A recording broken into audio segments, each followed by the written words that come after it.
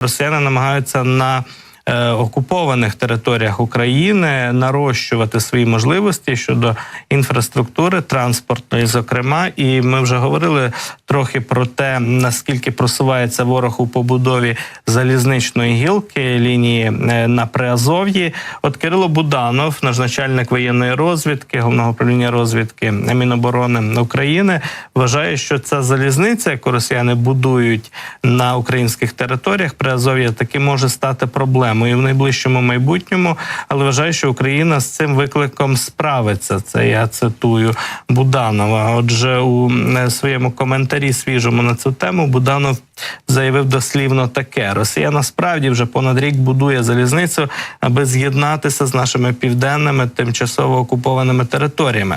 Цей процес уже майже завершений, і це може становити для нас серйозну проблему.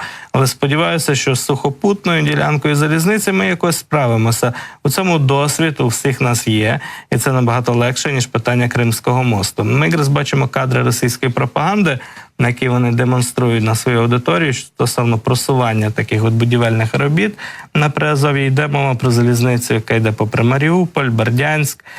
Є одна гілка, яку росіяни проектують, скажімо так, ближче до Азовського моря, по самому краю узбережжя. От вона зеленим кольором позначена на цій карті, яку, зокрема, Петро Андрющенко опублікував. Це така схема дуже умовна. Червоним же кольором позначені ті відрізки, які реально існують на Приазов'ї, які росіяни намагаються з'єднати поміж собою. Тобто будують мости, перегони залізничні, от і від Мелітополя до Волновахи і далі туди на російську територію тягнуться такими зигзагами залізничні лінії, гілки, які існують у цьому районі українського Приазов'я.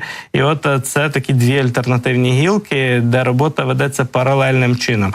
Тобто оцю зелену лінію пряму, скажімо так, по самому узбережжю росіяни навряд чи зможуть швидко збудувати, оскільки це дуже затратний великий об'єкт і проект, скажімо так. А от поєднати ті відрізки, які реально існують, вони цілком здатні. Так вважають багато, скажімо так, і представників місцевої влади, тих, хто обізнаний із регіоном, так, Запорізьким регіоном, Донецьким, в районі Маріуполя, Приазов'я.